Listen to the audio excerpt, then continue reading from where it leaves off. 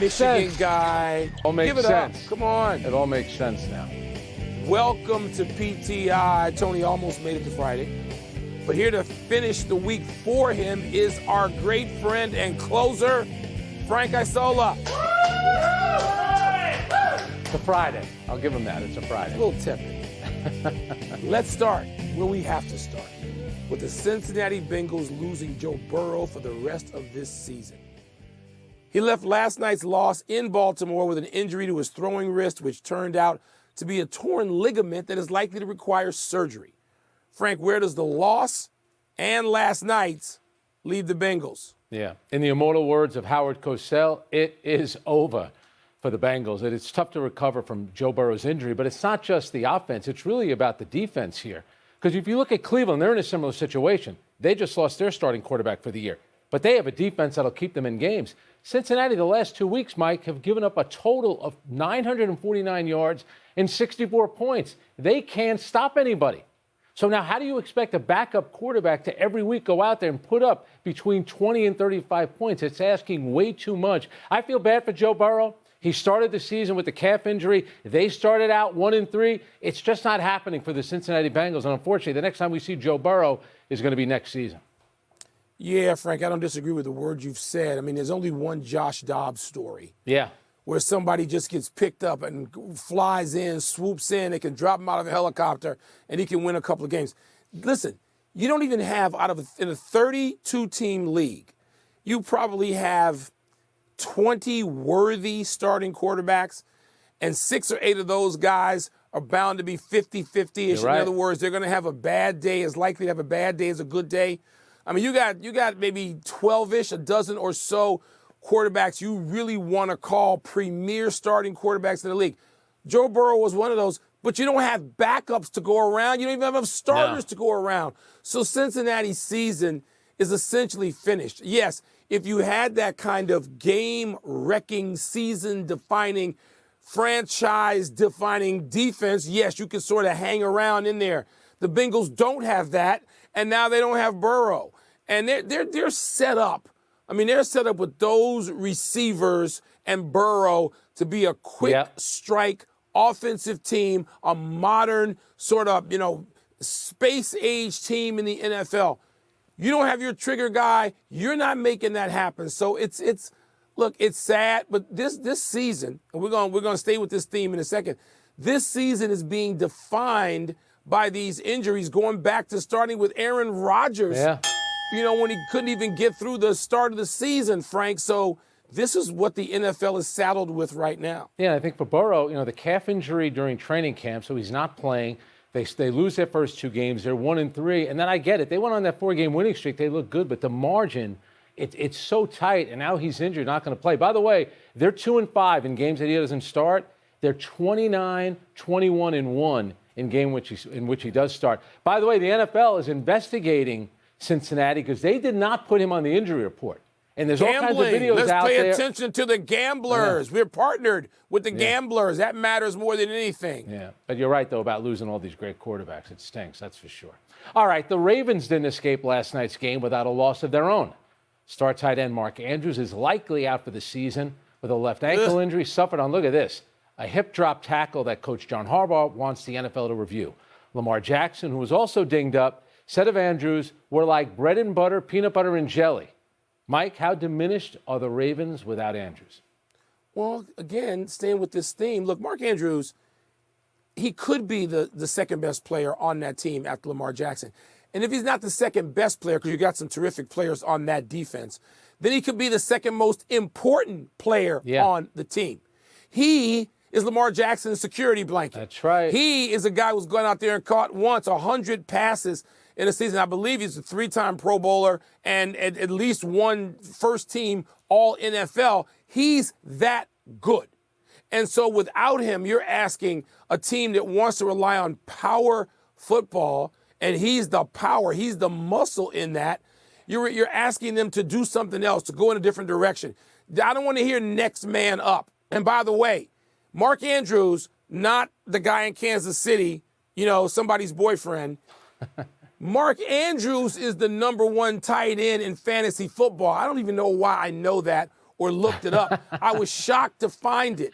Not Travis Kelce, Frank. Yeah. Mark Andrews tells you what the Ravens are losing if he's done for the season. Yeah. And you're right about the security blanket. Just like, Rob Gronkowski and Tom Brady, Travis Kelce and Patrick Mahomes, that's what Mark Andrews is to Lamar Jackson. The last 6 years, 287 passes he's caught from Lamar Jackson. He has 33 touchdowns. The combination of Mahomes and Kelce has 50. They have 33. So you look at the Ravens, the last 25 years, they're well coached. They run the ball. They have a great defense usually, a competent quarterback, and a good tight end. That's what they have this year. Now they just lost a good tight end in their schedule, and they've been terrific. And they got a great defense this year. But their schedule gets really hard. Their next opponents for the rest of the season are a combined 31 and 23. That's the toughest schedule in the NFL as of right now, the rest of the way. And to not have Mark Andrews, I think for Lamar Jackson, this puts Lamar Jackson, who's been terrific, it's going to put a lot more pressure on him. And I understand they got these big-name wide receivers, but Mark Andrews was his guy. Well, I tell you what, though, that division is just, really been hit hard. And, it looks like today, and you don't even know because you can't get through practice a day without injuries. The Steelers look like the beneficiary of this for the moment. Yeah. But stay tuned. Who knows what's going to happen with that division going forward? Yep. Let's move to the latest developments with the Michigan sign stealing case. The university today fired linebackers coach Chris Partridge for what ESPN reports was his lack of cooperation with the NCAA investigation. Yahoo reports he attempted to cover up impermissible behavior. And Yahoo also reports that a booster nicknamed Uncle T, are you serious with this? Helped fund the scheme. Frank, your thoughts on today's developments? Yeah, Uncle T is not Tom Brady. It's not Tyrone Wheatley either, former Michigan guy. So if you're in the D.C., Maryland area, all you see are maize and blue, Tony's people walking around. Michigan does play Maryland this weekend, so we get it. It's going to be a big thing. Glad I'm not there. Everything you just read, it sounds like we have our fall guy right now. He is the pound of flesh that Michigan is giving up to the NCAA. I thought it was us against the world. So I guess they gave up one of their own in this us against the world battle. But, Mike, there was a report that came out in Sports Illustrated where the Big Ten was going to lower the suspension to 2 games. Why? Let's see. Because then Jim Harbaugh would be eligible to be on the side for the Ohio State game.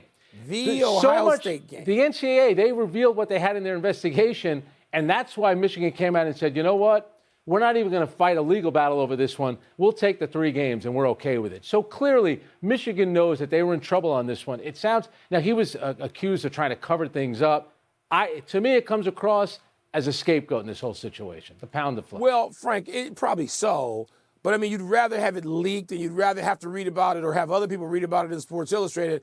What you don't want is discovery. Yeah. That's what you don't want. You don't want anything official, some official body dragging people into some hearing or whatever situation it would be and then having this come out officially. You don't want that if you're Michigan. That's why they folded their tent or their hand, if you will, to say, yeah, we'll just take this and take the 3 games even. We don't want this out there. We don't want this sort of ruining the rest of the season and going on and on and on to the break of dawn into January. That's what they're hoping for. Mike, Mike, you know how much hype surrounds this game? What do you think it's going to be like next week in Ann Arbor? It's going to be their first game since Harbaugh was suspended, all this nonsense going on. If they get a win against Maryland tomorrow, they're going to go in undefeated. How crazy is it going to be next weekend in Ann Arbor? It'll be crazy, and I think they will rally the troops again. I've said it time and time again. Tony disagrees with me. I think they can rally. The game is in Ann Arbor, and I don't think Ohio State's that good anyway, with apologies to the best player in the country who is on the Ohio State Buckeyes, Marvin Harrison Jr. One last night. Which team will go further this season? Toss up. It's next. I look pretty good hitching my wagon to the Thunder in the preseason, don't I? You look as good doing that as Shai Gilgeous-Alexander does in those Skims that he wears. Pardon me. What a mess the Clippers. That's across the street. I might wander across it, get an eye full of that. What's next? Toss up. They both won last night. Which team do you expect to go further? The Heat or the Thunder? Frank, this is hard because I expect OKC to be better. Look, I expect OKC in 2 years to be the favorite in the West, or at least staring Denver eye to eye. How about that? Yeah. So one of the top 3 for sure, maybe one of the top 2 in the West. I expect that. But you know what happens to young teams in this league, and they are young. Even with a star like Shai Gilgeous-Alexander, and I love Oklahoma City and what they've got. Isaiah Joe comes out and hits a bunch of threes. You got a guy like Lou Dort who might drop 30, and he's essentially supposed to be a defensive specialist. You got both Jalen Williams, and one of them looks like a young all-star. They got like 7 dudes. I haven't even mentioned Josh Giddey, who hit all 3 of his threes last night. They're loaded. Chet Holmgren, by the way, is my favorite for Rookie of the Year. But Miami, this is what they do. They sort of just bide their time till they get to the playoffs. They're going to make a move, to me. Maybe it'll be Zach LaVine, a guy who has no more use in Chicago. You can get a guy like him, put him in that lineup down there with Jimmy Butler, a guy who actually got traded for. And I'm going to go with Miami because of the postseason ramifications, the veteran nature of them, Spo and Jimmy. I'm going to go with Miami, but I know Oklahoma City, you know I love them. It's funny about Oklahoma City and their general manager, Sam Press. Everybody makes fun of them because they collect all these draft picks like you collect pocket squares. They got them for all eternity. But the guy who's put together a pretty good team, and Shai Gilgeous-Alexander has MVP-like ability. He's that good. So they look like a team that could finish in the top 6. But I'm going to say Miami as well. The experience is number one. They finally beat the Nets. They had lost them a bunch of times in a row. I think it was 6 in a row. But Miami's winning without Tyler Hero. Last year they made the finals without Tyler Hero. In other words, the guy's hurt and they keep winning without him. And I think you're 100% right. Pat Riley was unable to land Damian Lillard. Pat Riley does not go, crawl up in a corner and start crying about that. No, he's figuring out a way. not. Who can be the next guy I get? At some point, the Miami Heat are going to make a move. And I get it. Boston right now is the class of the Eastern Conference. Milwaukee, Lillard looks good when Giannis isn't playing. Giannis looks good when Damian Lillard isn't playing. Maybe they'll figure it out. But Miami, for me, can still be a big-time threat in the Eastern Conference. Big-time threat. They can be. Probably will be. That's it for Toss-Up. Let's take one last break, but still to come. Did Shohei and Ronald Acuna Jr. both deserve to be unanimous MVPs? And do the Steelers or the Browns have an edge on Sunday? Oklahoma City, top 6 team, yes or no? Yes. Frank, I got a new pocket square, Hermes, as a birthday gift last night. Nice, see? That goes to the top of the collection day tomorrow to Caleb Williams. The reigning Heisman winner leads USC against UCLA tomorrow in what could be his final collegiate game if he chooses to skip the Trojans Bowl game to prepare for the NFL draft. Williams has long been assumed to go number 1 overall, but USC's recent struggles, they have lost 4 or 5, have led some draft analysts to put North Carolina quarterback Drake May in that mix. Williams says he'll spend Thanksgiving week with his family evaluating his future options, which could include returning to SC for his senior season. Frank, what do you think he will or should do? Yeah, him returning, which he talked about in August, sound like an idle threat. Now it sounds like it more so than ever. You don't go from having a great year to having an okay year, then go back to college. There's a chance he's going to be the number 1 pick. You come out now. It doesn't matter who's going to have the first pick. You come out and try, and you're the number 1 pick. Not going back. It doesn't matter who's coming out, and I don't want to hear Drake May over Caleb Williams. Just use your eyes. Watch the film. Happy anniversary to the Heidi game. On this day 55 years ago, NBC cut away from Jets Raiders on the East Coast with 1 minute left in order to air the movie Heidi. The Jets were leading by 3 at the time, but the Raiders scored 2 touchdowns in that final untelevised minute, at least in the East, to win the game 43-32. These were the days before Sunday Ticket or Red Zone, so you got what the local affiliates gave you.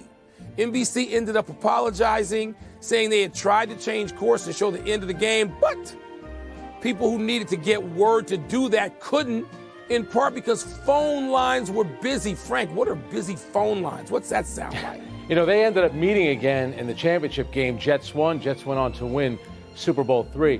But growing up in the New York area, there was a period where both the Jets and the Giants were terrible. All I wanted to watch was Chuck Foreman and the Minnesota Vikings. But every weekend, I got the Jets and the Giants. That was a tough one for a long time. I got way too much of Chuck Foreman and the Vikings, let me tell you. Yep. Happy trails to last night's game for Caitlin Clark in Iowa. The second-ranked Hawkeyes lost at home to unranked Kansas State. Clark scored 24 but struggled from the field, going just 9 for 32 overall, just 2 for 16 from 3. In her Iowa career, Clark had never shot so much, missed so many, nor had her team failed to score 60. Iowa joins LSU and UConn as top women's teams that have already lost games in the early going. Unbeaten South Carolina is currently and deservedly ranked number 1. The Gamecocks thumped Clemson last night, Frank, by 69. By the way, that Caitlin Clark 3 to tie the game was an absolute terrible shot. By the way, Connecticut, which beat Maryland, Paige Beckers played well. They lost AZ Fudd to a knee injury at practice the day before. She's a big-time player, so who knows how that much that'll work out. It seems like, Mike, I know you agree with me, we know so many of the women's players in college basketball, not as many of the men's players. It's more fun. Right? It's more entertaining. It's more fun. The stars are bigger. Men's college basketball, I'm sorry. You want to have your one and done? Fine. You fine. But don't tell me you're any good. Because nobody wants to watch that stuff. We'll see you in March. That's when we'll talk. We'll see you in March. It's a 6-week sport, men's college basketball. It's all they deserve. We're running out of show. Let's go to the big finish. Shohei and Ronald Acuna Jr. were unanimously voted baseball's MVPs. You okay with that? I am. What do you make of Shohei Ohtani maybe taking a much smaller deal? Remember, he had elbow surgery. I think it sounds like he might return to the Angels. The Braves traded 5 players, including Mike Soroka, to the White Sox for reliever Aaron Bummer. Makes sense. No. I mean, I know Bummer can strike people out, but I mean, his ERA is like huge. No. And by the way, the Cubs apparently are the second team for the odds makers to land Shohei, which is insane to me. The U.S. men beat Trinidad and Tobago 3-0. Were you impressed? I know you watched. That's Mike Soroka. Sorry about that. No, I was not impressed with the U.S. last night. In fact, they scored all their goals after the 80th minute, up a man. Not an impressive performance. Bradley Beal will be reevaluated in 3 weeks. Your thoughts?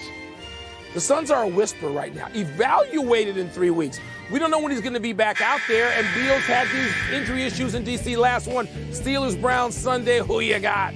Do you know that Mike Tomlin against rookie QBs, 24-5. Pittsburgh, big on Sunday. We're out of time. Thanks for watching. I'm Frank Isola. I'm Mike Wilbon. Have a great weekend, Knuckleheads. You can get the PTI podcast on the ESPN app or Apple Podcast.